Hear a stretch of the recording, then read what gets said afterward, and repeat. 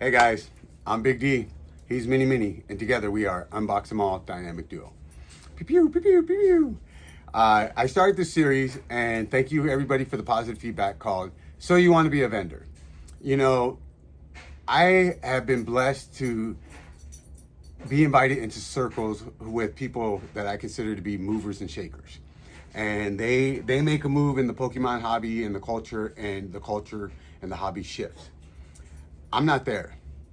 I'm a dad on a budget who got introduced really into the hobby through my mini mini, who turned me on to Deep Pocket Monster, the Gengar video. We went to our first event and we had some life-changing experiences. And my mini mini said, "Dad, I want to be like the Clover Brothers. I want to have my own business, build my own empire, and I want to be a PokeTuber, YouTuber who gets to travel the world and create content." I would love to say our journey's been easy and we are just slamming through walls and breaking barriers, but the truth of the matter is we've had some struggles. And I take responsibility for most of those because I am a dad who's tried many different businesses, and I either got bored, I sold too soon, got out too late. I've just never really made the right move. And I've been blessed with the people that have come into our life since we got involved in the hobby to have some real movers and shakers take an interest in me and my son. And I've humbled myself enough to let my ego get out of the way to make sure I wasn't the smartest person in the room, because then there's no room for me to grow. And the subject I'm going to talk about today is a subject that a lot of people don't want to talk about, but finances. When I started this project with my son, at the time I was in transition of separating with his mother, and I had literally a 2-car garage full of Funkos from top to bottom, and I sold 75% of my Funko collections, and that was the seed money to get us started. That actually paid for our tickets for Collecticon, plus gave us some spending money, and little did I know that one event would change everything. Fast forward to my son wanted to start vending. We started to get sealed product. I maxed out a few credit cards, and I was hoarding it because, you know, it is so scarce out in the wild. Unless you have distro or you got someone on your payroll to let you know when the drops are happening or when the machines are getting filled, or something that gives you that leap ahead of the guy in front of you, you know, it's hard. And you don't ever want to let your mini mini down and say, "Oh, I kind of get that." You know, I had a heartbreaking experience with black and white. We were at a rip party and everybody was opening black and white but us. We had stuff to rip, but it wasn't black and white. I'm sorry about this light. I'm still learning how to do all this. So if you have some inside scoop, maybe get another light to, I don't know, I'll work on it.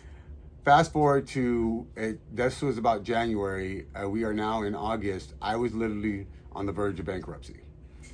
Not literally in the sense where I would have to file bankruptcy, but like all my credit cards are maxed out. I was borrowing from Peter to pay Paul just so we can get new merch. And we were doing trade shows, and first couple shows, I didn't realize that you had to trade at a lower percentage. You know, some of the guys I know do 50-60. I'm more comfortable in the 70-80 range. So that way my customers, who I prefer to make them into family and supporters, feel like they made a little bit more. And you know, if they support us on social media, you know, they get a better trade-in value or a bigger discount. You know, I'm trying to build a community. But needless to say, one day I was on the phone with my friend who has ran a business and had been a manager at a multi-million-dollar corporation, and I told them, like, look, like, I can't afford to go buy a $5 pack out the machine right now. Like, I have no extra money. And they really got on my butt. Like, they broke it down and was like, rah, rah, rah, rah. And not, like, they weren't cutting me down. They were just telling me the ugly truth that I already knew, but I was afraid to acknowledge. Because if I acknowledged it, then I would feel like a failure. And then the old broken tapes that I've lived with for many, many years would tell me, "Oh, just give up. Tell your son you can't do it," yada, yada. And it took me a day. And I went back to my best friend and said, "Look, I need help. How can I make this work?" first thing first, I had to go take inventory. And lo and behold, you ever go to Costco, hashtag not sponsored, but Costco, if you want to sponsor an awesome dynamic duo, we will gladly take the sponsorship. Those big black and yellow totes. I had 4 of them, and I really needed 5 to store all the sealed product that we had for his booth. I was constantly buying, and even though we were selling, I was buying more, and I wasn't paying off the credit cards that I was using to buy them, to the point where they were almost all maxed out, and I was wondering, like, well, how do I buy new product? I got to keep new product, but the truth is, I had product, I just needed to sell it. And I'm not talking about the vault, which is our collection of sealed product that hopefully in the future, when Mini Mini's ready to buy a headquarters or property, he can crack open a couple of boxes and be like, oh, we'll sell this, we'll sell that. You know, my next goal by next year is I want to start buying sealed cases for the vault instead of just individual boxes. So I'm putting it out into the universe, and I'm going to make that manifest. So my friend said, okay, find out what you have in inventory. Find out what you have in card single inventory. Start there.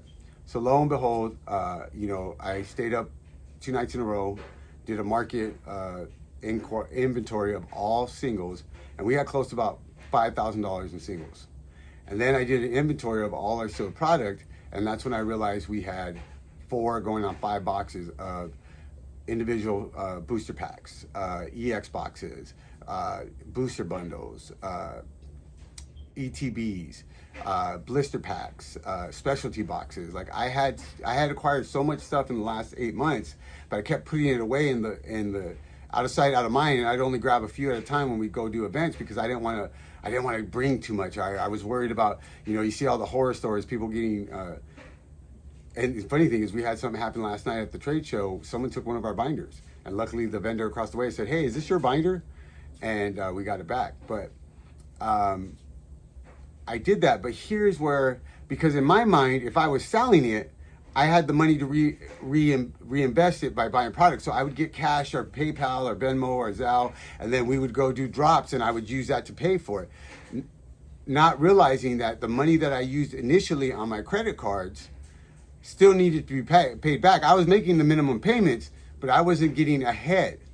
So what my friend told me to do, and I'm sharing all this with you guys because, I don't know if you're doing this because you're trying to spend time with your kids. I don't know if you're doing this because you're trying to get yourself ahead in life. Or for me, I want to build something as big as an empire where my kids won't have to be somebody's employee. They'll be the boss. And I just had a real conversation with my princess who just finished high school. She started college, and I'm like, look, I'm trying to build something here where you guys can work together and you don't have to work for somebody else. I have a great job. I make great money, and I go to work with a pit in my stomach, not because I don't want to be at work, but because I just, you know what I mean? Like, I go to the job for my paycheck and the people I work with, not because I love my job. I do a good job, but like my buddy Bear says, stay in your lane, there's no traffic. And my lane is, I want to build this for my kids so I have a lasting legacy that I can break generational curses and build generational wealth. And I'm not talking about building this huge empire of multiple stores. I'm talking about building something. I was talking to some of the vendors that inspire me, and they're like, man, when are you going to come do a big show? Or are you guys looking for a spot? And I'm like, look, I want to focus on just this level right now. So when it gets bigger, I can scale, and then scale and scale and scale, and rinse and repeat. I have to give a huge shout out to Ian with Ian, Shane, Eric and his boys, Pat, even though Pat's more of a mentor from afar, but like his videos, Jar Chomp, I can't say, I don't know how to say the guy's name, but there's a guy who did a buyer's POV, and now he's kind of more content creating. I can't remember his name, but like I watch these videos and they inspire me to keep on going. And if you're lucky enough to know any of these gentlemen, I'm telling you, I'm just blessed and highly favored just to even call them friends, associates, and some of them are quickly becoming family. So, sorry, squirrel. I know this is going to be kind of a long video, but this is a big subject. like finances, if you don't manage your finances correctly in this type of hobby, especially as volatile as it is, you will lose everything. So I was on the brink of quote unquote bankruptcy, meaning I wasn't able to buy more product. I couldn't pay for tables. Like everything was tied up and I didn't know where my money was. So my friend, who had been a manager for decades at a multi-million-dollar store, said, look, find out what you have, find out what it costs, find out what the market value is. So I got on my handy dandy computer. I YouTubed how to build an Excel spreadsheet, and this is what I came up with. So there's actually a couple of tags here. I don't know if the computer is going to focus on it. There you go. As you can see, I have the item listed. I have the price that I'm selling it for, and then I have how many units I sold that day. And then this is the show, this is the cost, and the cost to show. So this is actually a sheet that I'm taking with us. We're going to World in Anaheim today to kind of walk around, and there's a trade show, and we're going to take some merchandise with us, and hopefully sell some more stuff off so I can pay off some of these credit cards and we can buy more product. The second thing I did was I got one card designated, and I made sure it was a low limit. It was a $700 card, and I'm giving you guys cold hard facts. $700 credit card. It has an insane high interest rate because my credit took a huge dip the last couple, or last, will be 2 years. Oh no, 18 months now. 18 months since things were kind of shifting in my life, and I was living on credit cards. And I take responsibility.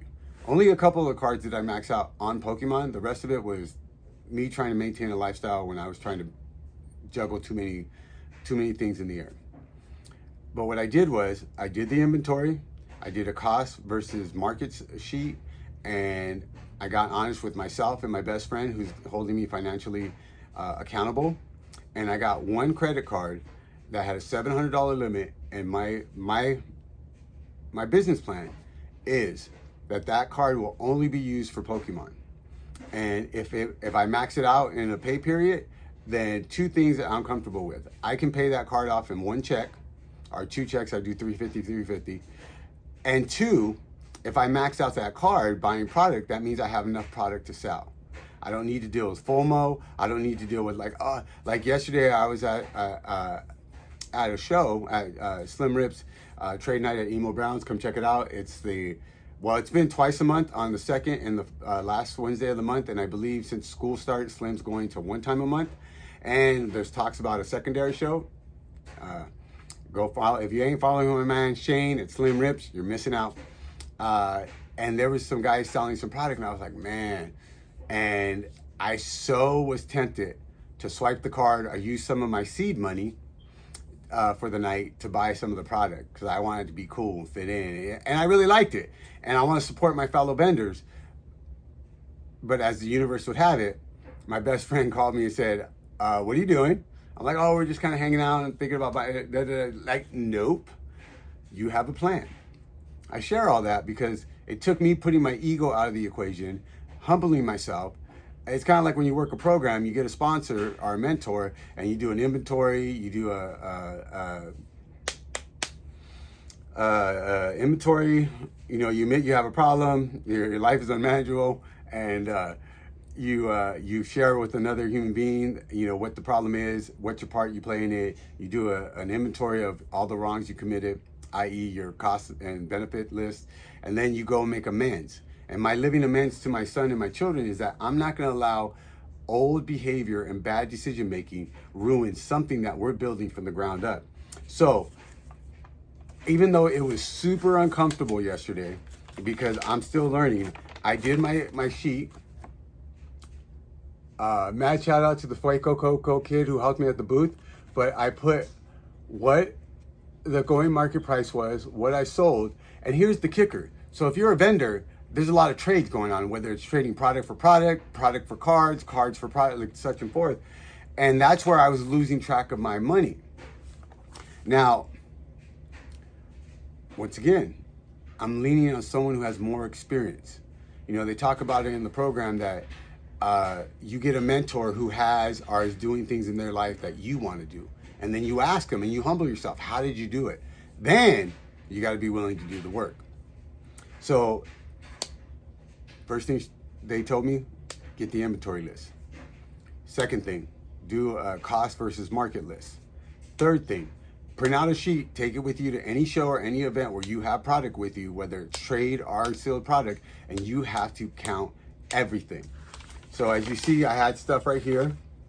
Then my notes, scribbling, I put how many times I sold single cards, what I sold them for, and how I got paid. I also, on the back, anytime I did a trade, I put the trade, who it was with. Like, for example, I did a $60 trade, right? $60 value. It was 6 cards for a master set of Destined Rivals. And the funny thing is, I'm going to do a video on that in a little bit. But the funny thing is, I put it in here. So these are all the cards that I traded for yesterday for my master set of Destined Rivals. But in the past, I would just trade. I put it in my little box, and we'd be good. Like no worries, right? Oh yeah, it's cool. We got master set stuff. But I didn't count the inventory. I didn't count the cost of it going out. And I do random acts of kindness, right? I believe a random act of kindness will change the world. In a world where you can be anything, be kind. It's priceless. It's free, and I promise. Around, you never know the power of being kind to somebody. So I donated packs to kids, or my buddy, I donated a booster bundle for his stream. But I had to mark it down. Like, we did a big trade with one of my returning customers who brings me sealed packs and products and stuff. It was like equated a $240 trade. Well, that's $240 I technically had going out, but I was also getting back in product. I had to mark it down. I'm going to go through this over the next couple of days, and we are going to split it up where we see how much I really made in product and trade value, so that way I can keep an account. And then we have the physical cash that we brought in. I would love to say I made millions of dollars, but after paying my employee / partner, Leo, the Fuego Coco kid, donating a table for a new vendor, and paying off a product that I bought previous to I started doing all this, I walked away with a decent amount of change to go towards, and here's the kicker, guys. I reached out to my mentor and said, hey, this is how much I made, now what? Because in my mind, I'm thinking, well, we're going to World, I can buy some stuff. Borrow from Paul to pay Peter, and then run from Fred because he's knocking on the door. You know what I mean?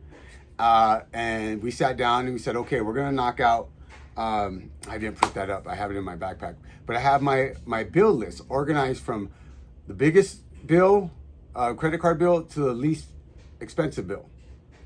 And I'm like, okay, well, the first thing I'm gonna pay off is the Poke card, because I have been buying some product. Second thing I'm gonna pay off is I got another credit card that has a couple $100, and then I got some other cards that I can pay off. Or not pay off, but at least put bigger than normal down payments. And here's the kicker, guys. Whatever you're not paying on the cards that you paid off, you roll those payments into the bigger cards, so you can eventually pay everything off and maintain a good credit score. I share all that because if you're trying to build a business, whether it's Pokemon or not, finances will be the make it or break it for you. And I wanted to come on here because there's a lot of new vendors who come in and they see these tables where guys are smashing, making big money, thousands of dollars of deals. And you're like, well, hey, I can do that. And then you get yourself in a situation where you're upside down and you don't know what way to go. And all of a sudden you're drowning in debt. You're feeling like a failure and you're ready to give up. Hey, maybe it's just me. Maybe you guys have a different story, but I'm learning to be honest with myself. I'm learning to put myself out there and share my journey with you guys, because if I could help one person avoid feeling like they messed up, and you can learn from my mistakes, then it's not a mistake, it's a lesson. That to me is where the true growth comes from. Sorry, I kind of have a Pikachu collection going, and I'm actually tempted because some other people I follow in the hobby that inspire me talk about the guy who owns Burbank Cards, the card father, I think he's called. He was in a room with one of the guys on the podcast I was watching, and he got a card that was like $10,000, and the guy was like, "Oh man, that's a nice card. You're gonna keep it for the PC?" And he's like, "I can't afford it."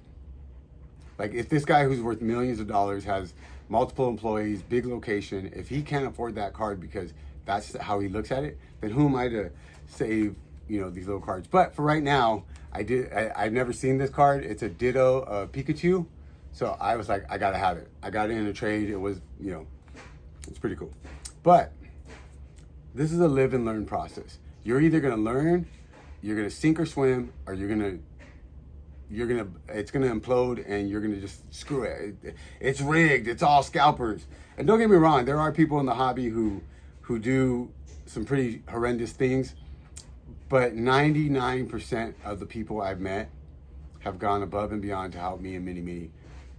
And I really, really appreciate that. So I came out here, I bared it all out for you guys. Like, when I tell you I'm a dad on a budget, it's because I didn't manage my money correctly when we started. And I got caught up in the FOMO. I had to have the newest stuff. I had to have more. I had to have stuff put up, because if I can't find anything this week, what are we gonna rip on the stream? Oh, what are we gonna do if we need product for the booth? Like, it'll all work itself out. Don't put yourself in debt for a hobby that's supposed to be fun. If this is what you do full time, the universe is gonna line up for you to make sure that you have everything you need to set up your booth, to set up your stream, to set up your socials. You just have to have the faith, but most importantly, you got to do the work and hold yourself accountable.